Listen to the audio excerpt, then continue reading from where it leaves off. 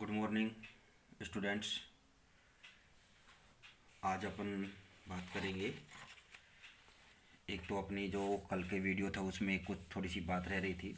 जो अपना वीडियो था उसमें था मध्यवर्ती की उपस्थिति की पहचान, determination of the presence of intermediates. जो अपना मेन टॉपिक था वो क्या था कि अभिक्रियाओं की क्रियाविधि ज्ञात करने के विधियाँ। ठीक है ना, कि method of determination of reaction mechanism का अपना टॉपिक स्टार्ट किया हुआ है अपन ने, जिसमें अपन ने फर्स्ट मेथड पर अपन ने बात की कि प्रोडक्ट एनालिसिस से आप मैकेनिज्म का डिटर्मिनेशन कर सकते हैं। सेकंड मेथड अपन ने स्टार्ट किया था कि determination of the presence of intermediates.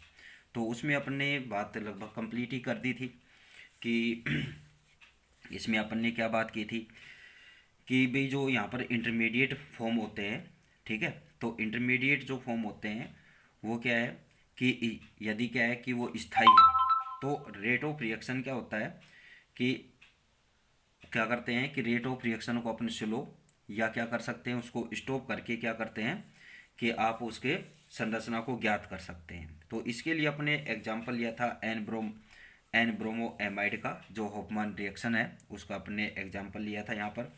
तो उससे अपन ने बातें क्लियर की थी। ये तो हो गई थी बात अपनी जो कल का वीडियो था उसमें अपनी स्थायी वाली हुई, ठीक है, कि अगर क्या है कि इंटरमीडिएट प्रोडक्ट क्या है, स्थायी है। अब बात आती है कि जो अपनी बात जो लेफ्ट हो गई थी, रह गई थी, तो वो बात क्या आती है कि जब क्या हो कि अगर क्या है कि इंटरमीडिएट अनस्टेबल हो यानी कि अस्थायी हो, तो उसकी प्रेजेंस को क्या है कि अपन कैसे पता करेंगे, तो इस स्पेक्ट्रोस्कोपिक जो मेथड है उसके द्वारा उसको ज्ञात किया जा सकता है। जैसे अपन यहाँ पर उदाहरण लें, मेसिटिलीन का प्रोटोनेशन क्या है कि प्रोटोनीकरण जो है वो एनएमआर और इलेक्ट्रॉनिक स्पेक्ट्रा द्वारा क्या है कि शो किया जा सकता है। ठीक है, जैसे यहाँ पर क्या है कि मेसिटिलीन की रिएक्शन आप किसके साथ, हाइड्रोजन फ्लोराइड और ब्रोमोन ट्राइफ्लोराइड के साथ कराएंगे, तो यहाँ पर इसका प्रोटोनेशन आप दर्शाएंगे। ठीक है, तो इसको अपने क्या है कि इस मेथड से यानी कि इस स्पेक्ट्रोस्कोपिक मेथड से क्या है कि आप उसको डिटरमाइन यहाँ पर कर सकते हैं या उसको आप शो कर सकते हैं। ठीक है, तो ये बात थी क्या है कि यदि क्या हो इंटरमीडिएट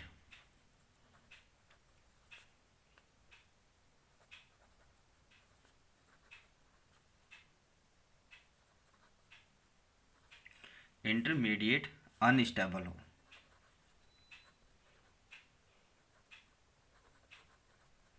अस्थायी हो, तो उसकी प्रेजेंस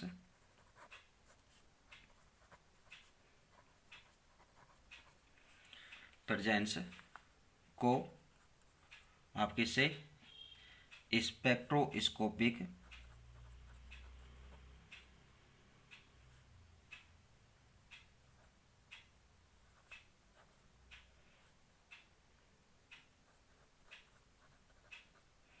स्पेक्ट्रोस्कोपिक मेथड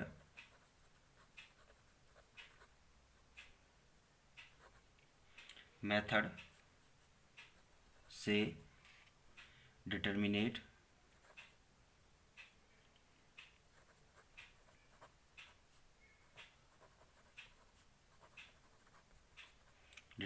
यानी कि ज्ञात कर सकते हैं या ज्ञात किया जा सकता है। ठीक है, जैसे फॉर एग्जांपल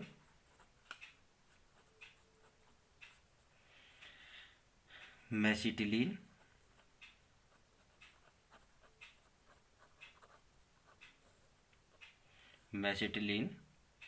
का प्रोटोनेशन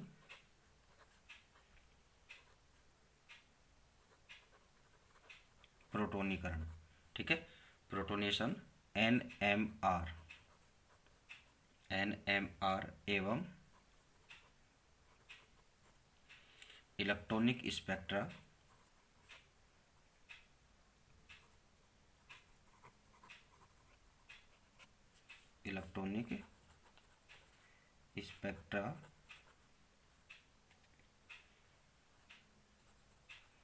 द्वारा शो कर सकते हैं।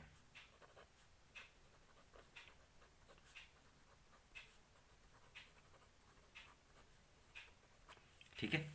तो इसमें जैसे अपने एग्जाम्पल है मैसेटिलीन, क्या होता है कि भाई जो बेंजीन है, ठीक है,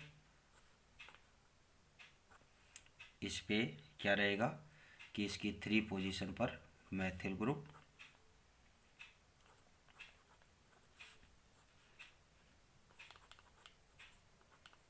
ठीक है, ये क्या है मैसेटिलीन। अगर इसकी रिएक्शन आपकी इसके साथ HF प्लस BF3 के साथ इसको रिएक्ट कराते हैं तो इसमें क्या होता है कि इसका प्रोटोनेशन आपको यहाँ पर शो करना है।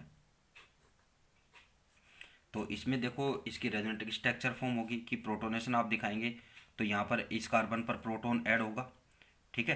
तो इसमें क्या है कि भाई ये जो थोड़ी सी मोटी एरो यहाँ पर बना रहे हैं तो ये क्या है कि इसके प्लेन के नीचे और यहाँ पर एक इसके ऊपर, ठीक है। तो यहाँ पर क्या है कि भाई जो पॉजिटिव चार्ज यहाँ पर जो फॉर्म होगा वो इस रिंग पर क्या है कि इसकी इन पोजीशन पर, यानी कि ऑर्थो और पैरा और ऑर्थो इन पोजीशन पर क्या होगा रिमूव होगा इसकी रेजोनेटिक स्ट्रक्चर में। तो वो तो आप यहाँ पर बनाएंगे नहीं अपन, ठीक है। तो यहाँ पर आप ये सोचेंगे आप कभी फिर वही बात हो कि सर इसकी तो वैलेंसी 4 हो गई यहाँ कार्बन की, लेकिन यहाँ इन वाले कार्बन की क्या है 3 ही रह गई है, तो ये कैसे पॉसिबल हुआ, ठीक है। तो ये क्या है कि इसकी रेजोनेटिक हाइब्रिड स्ट्रक्चर यहाँ पर फॉर्म कर रहे हैं, ठीक है बेटा, क्या है रेजोनेटिक हाइब्रिड स्ट्रक्चर है ये, ठीक है। कि इसमें क्या है कि भाई प्रोटॉन, अब जैसे ये बॉन्ड के इलेक्ट्रॉन है, ठीक है, तो यहाँ से प्रोटॉन रिलीज होगा तो प्रोटॉन आएगा तो बॉन्ड के इलेक्ट्रॉन इधर जाएंगे, तो यहाँ पर क्या आएगा पॉजिटिव चार्ज, फिर ये इधर पॉजिटिव चार्ज, फिर ये इधर, फिर यहाँ पर पॉजिटिव चार्ज। तो ये क्या है कि इसकी इन पोजीशन पर क्या होता रहेगा कि इन ही पोजीशन पर ये पॉजिटिव चार्ज क्या रहेगा घूमेगा, ठीक है, रेजोनेटिक स्ट्रक्चर में। तो ये अपने एक ही यहाँ पर क्या बनाई इसकी रेजोनेंस हाइब्रिड स्ट्रक्चर यहाँ पर फॉर्म किए, ठीक है, प्लस BF4 माइनस, ठीक है। तो अब इसका क्या होगा यहाँ पर ये प्रोटोनेशन का मेथड है, ठीक है। इसके अलावा एक पॉइंट और है इसका कि इन्हें क्या है किसी पदार्थ यानी कि मैटर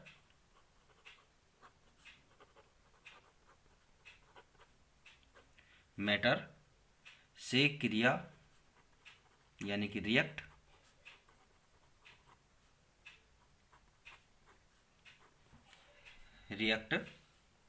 कराकर ट्रैप किया जा सकता है,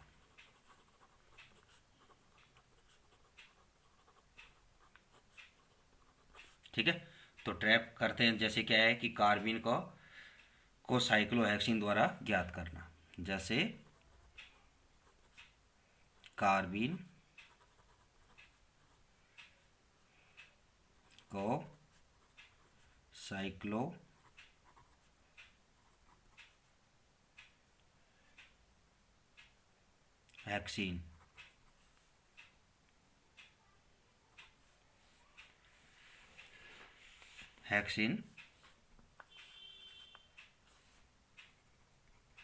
द्वारा ज्ञात किया जा सकता है, यानी कि डिटरमिनेट किया जा सकता है,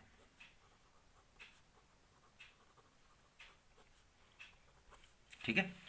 तो अब कार्बिन का आपको पता है कार्बिन कैसे फॉर्म होती है कि डाई एजोमेथेन C2N2, इसका क्या है कि अल्ट्रावायलेट पराबैंगनी किरणें, ठीक है, उनकी प्रेजेंस में ये क्या फॉर्म करती है यहाँ पर कार्बिन प्लस N2, तो ये कार्बिन फॉर्म हो गई। और फिर आपको क्या है कि साइक्लोहेक्सिन, ये क्या है यहाँ पर साइक्लोहेक्सिन, इसकी रिएक्शन आप किसके साथ कराते हैं कार्बिन के साथ। तो आपको क्या फॉर्म होता है यहाँ पर कि इसमें बाईसाइक्लिक कंपाउंड यहाँ पर फॉर्म होता है, ठीक है ना, यानी कि इस पर इसका एडिशन होता है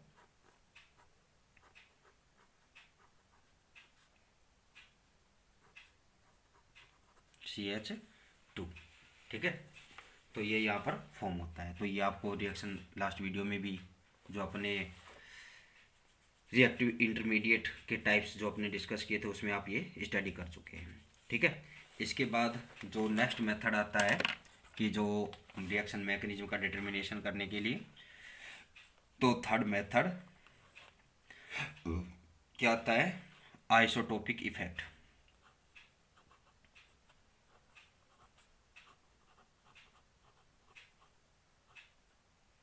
आइसोटोप या आइसोटोप ही, सॉरी आइसोटोपिक नहीं, आइसोटोप। अरे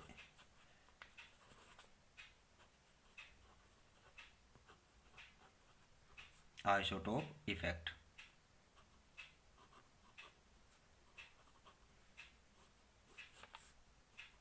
अब देखिए आइसोटोप, आइसोटोप तो आप इस तरह जानते ही क्या होते हैं कि आइसोटोप क्या होते हैं कि जिनका क्या हो कि एटॉमिक नंबर तो सेम हो, बट क्या है कि एटॉमिक मास क्या हो, डिफरेंट हो। तो ऐसे एटम्स या ऐसे एटम्स क्या होते हैं? आइसोटोप्स। ठीक है, कि या ऐसे एलिमेंट्स क्या होते हैं? समस्थानिक होते हैं, कि जिनका क्या हो कि परमाणु संख्या तो सेम हो, परमाणु नंबर, परमाणु क्रमांक सेम हो, बट क्या है कि उनका परमाणु भार क्या हो, अलग अलग हो, डिफरेंट हो। तो वो क्या होते हैं? आइसोटोप होते हैं, यानी कि समस्थानिक होते हैं। ठीक है, तो यहाँ पर क्या है कि भाई समस्थानिकों का आप यूज करके, यानी कि आइसोटोपिक इफेक्ट, ठीक है ना, समस्थानिक प्रभाव से भी क्या है कि आप रिएक्शन मैकेनिज्म को आप डिटरमाइन कर सकते हैं। तो उसके लिए क्या होता है कि भाई जो कोई भी एलिमेंट होता है, ठीक है, उस एलिमेंट के क्या है कि डिफरेंट डिफरेंट जो आइसोटोप्स होते हैं, उनका क्या है कि जो केमिकल बिहेवियर होता है वो बिल्कुल सेम होता है। क्या है कि रासायनिक जो व्यवहार है वो क्या रहता है? समान होता है, लेकिन उनके द्रव्यमान क्या है कि डिफरेंट होने के रीजन से, क्या है, डिफर होने के रीजन से, भिन्न भिन्न होने के कारण से, कि जो हैवी आइसोटोप है यानी कि जो भारी समस्थानिक है के साथ अगर अपन क्या है कि रिएक्शन कराते हैं तो क्या होता है कि रेट ऑफ रिएक्शन क्या हो जाता है? डिक्रीज हो जाता है, यानी कि अभिक्रिया के वेग की गति क्या हो जाती है कि कम हो जाती है। ठीक है, तो कम हो जाती है। ठीक है, अब क्या है कि भाई रेट ऑफ रिएक्शन क्या होगा कि यहाँ पर डिक्रीज हो जाता है, तो उस कंडीशन में क्या है कि इनका आप यूज कर सकते हैं, यानी कि जो हैवी आइसोटोप्स है उनका यूज करके आप क्या है कि किसी बॉन्ड का जो एटम्स है, बॉन्डिंग एटम है, के लिए क्या है कि किया जाए तो बंध में क्या है कि वेग निर्धारण पद में टूटती हो। ठीक है, कि अगर क्या है कि आइसोटोप का यूज अपन वहां पर करें कि जहां पर क्या है कि जो बॉन्ड क्लीवेज होता है वो क्या हो कि किस में हो कि रेट डिटरमिनिंग स्टेप में हो, वेग निर्धारक पद में हो। ठीक है, तो वेग निर्धारक पद में अगर इसका यूज होता है तो उस कंडीशन में क्या है कि अभिक्रिया का जो वेग है यानी कि रेट ऑफ रिएक्शन है वो काफ़ी क्या हो जाता है? डिक्रीज हो जाता है, यानी कि वो क्या हो जाता है? मोर डिक्रीज हो जाता है, काफ़ी कम हो जाएगा। ठीक है, तो अब क्या है कि आप फर्स्ट इसका आइसोटोप यूज कर रहे हैं यहाँ पर इस कंडीशन में, तो इसे बोलते हैं अपन प्राइमरी आइसोटोपिक इफेक्ट। जैसे अपन फॉर एग्जांपल यहाँ पर लें तो जो डाइफेनिल एल्कोहल है, ठीक है, तो डाइबेंजीन अपने मेथेनॉल बोल रहे हैं या डाइफेनिल बोल रहे हैं अपन। ठीक है, तो इनका क्या है कि अगर अपन एल्कोहलिक KOH के साथ क्या कराते हैं, इनका ऑक्सीडेशन कराते हैं, तो आपको पता है यहाँ पर क्या फॉर्म होगा? कीटोन्स, यानी कि क्या आपको फॉर्म होगा? डाइफेनिल एसीटोन यहाँ पर फॉर्म होता है। ठीक है, अगर क्या है कि इसी रिएक्शन को आप क्या है कि यहाँ पर क्या करें कि इसके साथ क्या है कि कोई आइसोटोप यानी कि भारी आइसोटोप अगर प्रेजेंट है, तो उस कंडीशन में क्या होगा कि जो यहाँ पर डाइफेनिल एसीटोन का जो फॉर्मेशन है वो क्या होगा कि स्लो रेट से होता है। तो इस रीजन से यहाँ पर जो रेट ऑफ रिएक्शन हो जाता है इन दोनों के बॉन्ड क्लीवेज का, यानी कि कार्बन हाइड्रोजन और कार्बन जो हैवी आइसोटोप्स हैं उनका जो रेट ऑफ रिएक्शन है, तो उसके लिए क्या है कि इसकी जो वैल्यू है यानी कि जो क्लीवेज वेग निर्धारण पद में है, तो उसके लिए इसकी वैल्यू क्या हो जाती है? 6.7 हो जाती है। ठीक है ना, यानी कि जो CH और CD जो बॉन्ड यहाँ पर फॉर्म होता है, तो उसके लिए जो कांस्टेंट रेट होती है वो क्या हो जाएगी? 6.7 हो जाएगी। ठीक है, तो यानी कि वे क्या हो जाएगी? रिएक्शन काफ़ी स्लो हो जाती है। ठीक है,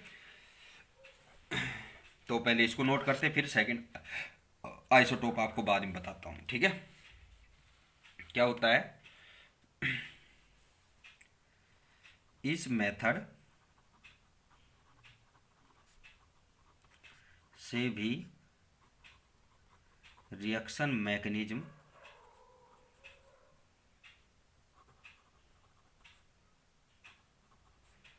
का डिटर्मिनेशन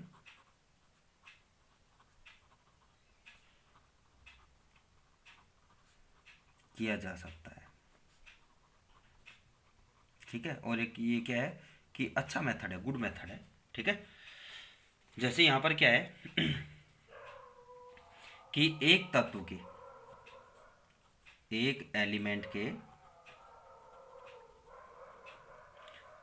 के डिफरेंट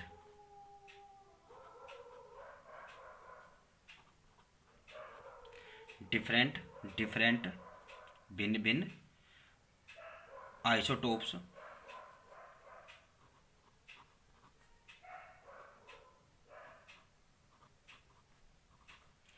आइसोटोप्स का केमिकल बिहेव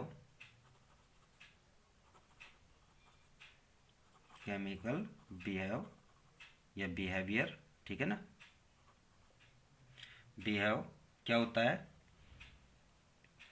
बिल्कुल सेम होता है,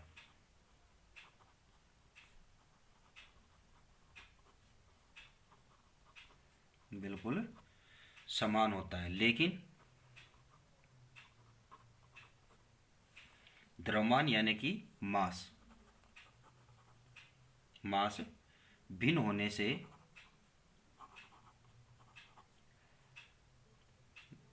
मास डिफरेंट होने से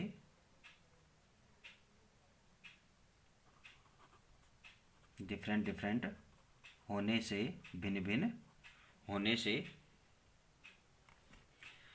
क्या होगा कि जो हैवी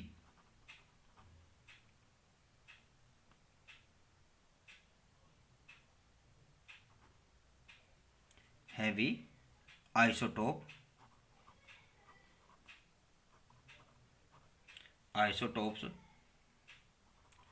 के साथ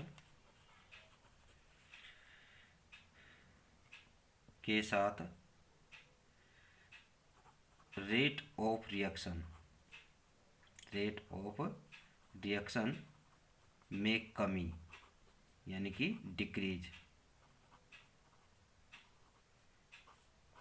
decreasing in rate of reaction, ठीक है, में कमी आ जाती है। ठीक है, तो अब क्या है कि यदि अपन क्या करते हैं, यदि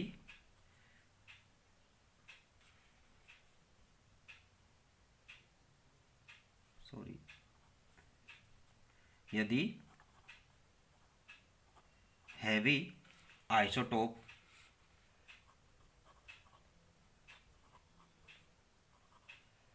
का यूज उसी बॉन्ड के लिए किया जाए, जो बॉन्ड वेग डिटरमिनिंग स्टेप में यानी कि rate of reaction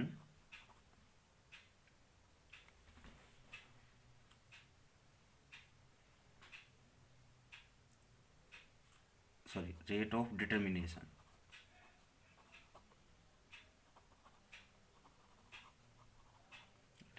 determination step में क्लीवेज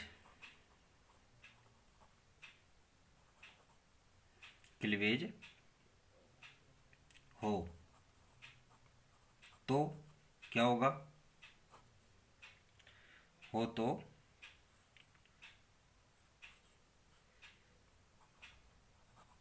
रेट ऑफ रिएक्शन में काफ़ी कमी आ जाती है। ठीक है, इस इफेक्ट को क्या बोलते हैं, प्राइमरी आइसोटोपिक इफेक्ट।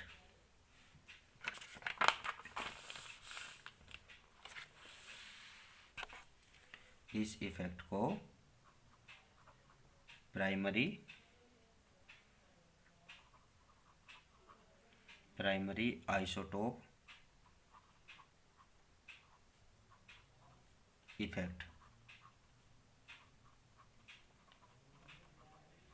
कहते हैं, यानी कि प्राथमिक समस्थानिक प्रभाव कहते हैं। जैसे अब आप यहाँ पर एग्जाम्पल लेंगे केमिकल रिएक्शन का, ठीक है, तो आप यहाँ पर ऑक्सीडेशन करेंगे किसका, डाइबेंजीन मेथेनॉल का, ठीक है। तो ये जो एग्जाम्पल है वो मैं आपको नेक्स्ट वीडियो में ही बताऊँ, क्योंकि कंप्लीट तो अभी ये नहीं होगा, ठीक है। तो नेक्स्ट वीडियो में अपन इसको कंप्लीट करेंगे, ठीक है। Thank you.